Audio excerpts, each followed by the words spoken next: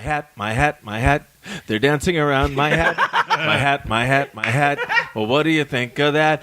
If it looks like a Mexican hat dance and it sounds like a Mexican hat dance, it's most likely a Mexican hat dance. So take off your hat and let's dance. Yay! Oh my God. Why don't we just call that as the end of the show? Hello and welcome to Dork Addendum 8. I'm Jackie Cation. I do the Dork Forest at dorkforest.com and jackiecation.com and all that. This is an addendum where I read your letters, which I'm still in 2012 because I'm trying to catch up, you guys. And then I talk about what dorky thing I've been doing since the last Dork Addendum, which was, I think, number 7. So this is number 8. Let's get to the letters. Allison Whipple in October of 2012 wrote to me, after spending most of the year unemployed, I now have a job that, while uninspiring and unfulfilling, is allowing me to eat and pay back my student loans, so I'm pretty much just trying to be grateful. I have never been much of a podcast person, but since taking this job, the Dork Forest has been my primary listening material to stave off the tedium. I was listening to episode 123 this past Friday, where you mentioned the most disgusting romance novel you have ever read. Well, I don't doubt that it could be horrible. I can assure you that there are far more vile romance novels out there with much worse writing. In fact, I spent a year working at a horrible smut publisher in Austin, where I was an editor and read some truly heinous manuscripts, both in terms of content and writing quality. In fact, I would probably beg you to do a Skype show with me, except that 1, that's not my dorkdom. That's just how I made money for a year before quitting. And 2, I'm kind of afraid that if I did such a show, my former employer would find out and sue me, though I highly doubt that they listen to the Dork Forest. That's right. That's right, Allison Whipple, because they don't know good podcasting. That is the greatest paragraph in the world. Yeah, and then there's a couple more. Considering I'm a big fan of your stand-up, it feels weird that the first time I email you is when I'm attempting to offer a rebuttal to the worst romance novel ever. But there you have it. I really just had to share the horror of what is out there in the publishing world. I enjoyed talking to you briefly when you were in Austin this summer. I hope to get to see you perform again sometime soon. Cheers, Allison Whipple. Yeah, I have to say, I am coming back to Austin. I think it's in March of 2015. And I know that there's worse ones out there. I know the ones that I pick are usually not that bad. Like 50 Shades of Grey. Some people like it. It is not for me. Too much hitting. So I enjoyed that letter a great deal. Then what happened? 10/28/12. I got a message from Cynthia. Jay, I didn't realize that I too live in the Dork Forest and have raised 3 kids there. Interested in a list of your favorite YA books? I like magical with a historical flair, spaceship included, bonus. P.S. I am an old dork, saw the original Star Trek, and I still love Green Girls. Well, Cynthia, from October of 2012, young adult, there's so many. I'll tell you what I'm not enjoying right now is I tried to read, there's all these young adult romance novels, I guess, that are based, someone gave me, he's got cancer. They both have cancer and they're going to fall in love. I stopped reading it almost immediately. I can't remember the name of it. I would go old school with young adult. There's plenty of stuff that could be considered young adult that is just older, you know? Like all those Anne McCaffrey Dragon Riders of Pern books. Super fun. All of Lois McMaster Bujold. Those can't be any darker than the current batch of YA. I enjoyed The Hunger Games. That was good times. Harry Potter, of course, always good. Hobbit, always good. Classics, I guess, is what I'd say. And as always, I recommend Ready Player One, especially if you're an old dork. You saw the original Star Trek. You would like Ready Player One. And I finished Red Shirts, so that was super fun too, even though I didn't read the codas. And I was told by friend of the show, stand-up comic Tommy Ryman, that I haven't finished Red Shirts because I haven't read the codas. So I got to read the codas. All right, next up, 10/28 as well, 2012, Laura Fortis. I attended the YMC fundraiser and enjoyed your act immensely. Oops. This is just a fan letter to my stand-up comedy. So good for her. So let's see. How about this from the website? Cynthia again. Thanks for the book list. Oh, I must have sent her a book list. P.S. I took the power of suggestion and sent you $2. Start asking for 3, she says. I probably would have sent that if you asked. I am brand new to the forest, enjoying all my new friends. Cynthia. Oh, I think you had to send me $2, $2 or $3 if you wanted a patch back in the day when I had patches. Quiet Mike listened to the Sue Costello episode 143, and wrote me in October of 2012. Jackie, I felt so uplifted after listening to the Sue Costello episode. I'm obviously a guy who was taught to treat everyone nicer than sometimes you are treated. I've walked away from so much money because most people are just dicks. I expressly like to treat all women nice because most guys are just cunts. Just saying, Quiet Mike. Well, thank you, Mike. That can be true, and you are a genuinely good dude. So I'm psyched that you're still treating people nice, and yet have the wherewithal to be funny about it. Good for you. Someone named Obaid, Obaid, and this is from November of 2012. Hey, you guys, we're getting close to the end of 2012. Dear Jackie, I hope this mail of mine finds you all fine and well. I'm a big fan of yours and your comedy. You are a magician of a writer and a true jokesmith. I love the great, pleasant ambiance that you are so awesomely created with your wonderful jokes. You're making the world a better place with your ever supply of laughter and comedy. There we go. He just wants an autographed DVD. Oh, well, yes, attainable gold. Oh, and he lives in Bangladesh. Hopefully this all worked out. I pray to God that I sent a DVD to Obaidur Rahman in Bangladesh. And if I didn't, in 2012, and you're still listening to the Dork Forest, I'm sorry if I didn't. Email me again, Jackie@JackieCation.com. Tyson, Maine.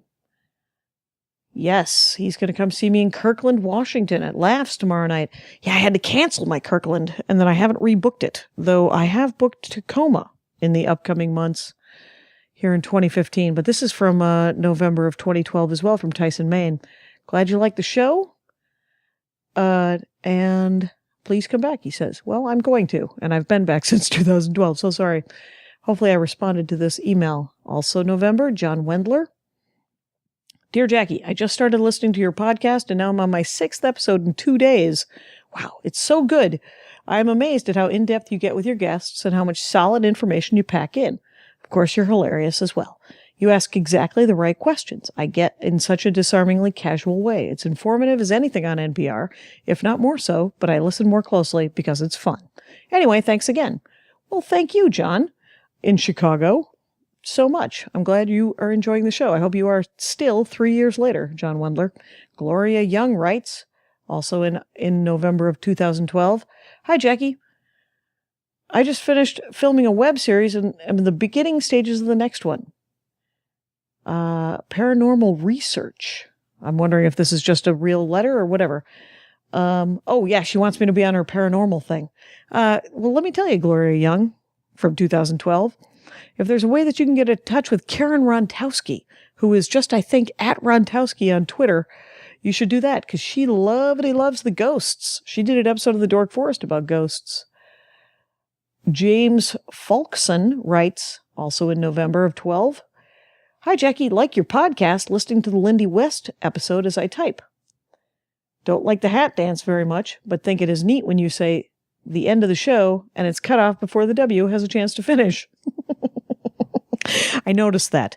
I fix it a little bit on these Dork Addendums. I culled it from the actual episode that he sang that, which is episode 1 of the pre-recorded, when Mike Rickberg sings the Mexican hat dance.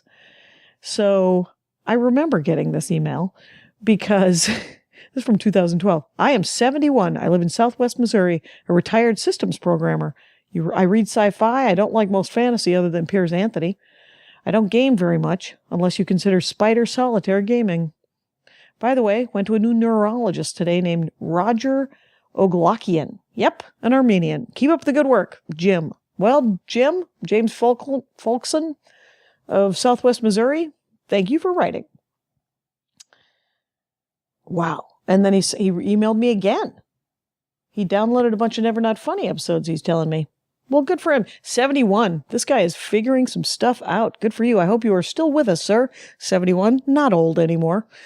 91, I think, is old now. Jamie Jones writes, your TDF podcast with Sue Costello was amazing. When you said, I don't want to be called a bitch, but I don't want to live my life in fear of being called a bitch, it jerked me out of whatever work I was doing at the time, and I said out loud, yes, exactly what she said.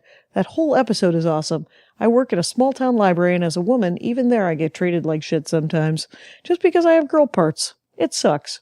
That episode really made my day, because you both talked so intelligently about how it is being a woman without sounding bitter. Anyway, thanks for the good work you do. Well, Jamie Jones, cool. And that episode with Sue Costello, if you haven't listened to it, it is a really great episode. I got a message from someone, Happy Love 39, Mayor. And all that message said was, hi. Well, hi back. Michael Cabling writes to me about the television program Dexter, which must have come up in November of 2012. I'm almost caught up in the Dork Forest after my trip to Massachusetts. I wouldn't want to miss one. And podcasting improves on radio in that I can download a past episode rather than having to warp out into space and get ahead of the electromagnetic wavefront to listen to live. What are you talking about? Oh, the podcasts are downloadable. Your mention of the TV series Dexter has triggered this letter. I had to stop watching Dexter somewhere in the first season because I found it too disturbing. When a peek at an episode guide revealed that in an upcoming episode, Dexter murders an innocent man because his meticulous planning has reached a point of no return before innocence had been established, I pulled the plug. What creeps you out about Dexter? Is it more than the mood? No. Let me tell you, Michael, it is exactly what you just said. It isn't great. Oh my God, we're already at 11 minutes. I was supposed to read for half and dork out for half. Well, maybe this will be a longer one, because I want to get through. I would love to get to 2013, you guys. Maybe this is all just letters. Susan, 2012, just saw you on an episode of Stand Up in Stilettos. I really enjoyed your act and wondered why your agent doesn't book you to do sci-fi conventions. I think you'd be a big hit. Thanks for the laugh. Well, because I don't have an agent, and I book myself to do some sci-fi conventions, though not a lot. Kitty O'Neill writes, just wanted to say I love seeing you Saturday at the Silver Legacy in Reno when you opened for Dennis Miller. You were hilarious. I am big into listening to podcasts, so I just subscribed to yours and listened to the one with the guys who wrote the movie Sex Drive. Such a good interview. All right. Well, thank you. Dean Bergen writes to me, there are a lot of misunderstanding with Mr. Branham's information about Canada. Oh, this is a response to Guy Branham talking about Canada. Dean Bergen, I take it you are Canadian. You have written me 5 letters about Canada. He appreciates the thought, and he would like me to quote at Guy Branham, in the words of Jon Stewart, Canadians are consistently asking me what Americans think of them, and I always answer truthfully, we don't. Fair enough, Dean of Canada. John Odelin, one of the OG listeners from back in the Blog Talk days, happy Thanksgiving. Well, thank you. Yes, thank you, John Odelin. Found 2 bugs on the episode on the website. Okay. Mark Anderson wrote at the end of November, on a totally separate note, Jackie, just wanted to share a major catharsis inspired by your TDF with Guy Branham. Either he or you said in the podcast a sentence that rang true, like you wouldn't believe. I'm thinking every child growing up in the Midwest should be forced to memorize this sentence, maybe as an add-on to the Pledge of Allegiance or something, the Midwestern Pledge of Allegiance, codicil, with liberty and justice for all. Oh, and by the way, children are the Mexicans of the Midwest. So true. Oh my, that had to be Guy Branham who said that, Mark Anderson, because that sounds like something he would say. Oh my God, I am embarrassed to this day to admit how piss poor the pay on my first steady job was. When I was in junior high school, living in South Minneapolis, I babysat for some neighbors, and these neighbors and my parents, who sometimes had me babysit my little brother, paid the same princely babysitting rate of, wait for it, $1 an hour. In the neighbor's case, it was not exactly sit around and watch TV work either. Talk about 2 preschool, early grade school aged boys who were both little handfuls. These wages were paid out to an all too eager youth in the early 80s. Early 80s! And the worst part is at the time, I thought I was raking in the serious Benjamins. Burns me just to type the words out. Anyway, thank you, and please thank Guy for putting into words that little rule of thumb. A helpful way for this transplanted Midwesterner to process the often wonderful, but sometimes wonderfully fucked up, state I called home for 12 formative years of my life. Class action suit, anyone? Mark. All right, Mark Anderson. That's hilarious. Well, Greg Marsh writes, in December of 2012, maybe I'll do that next time.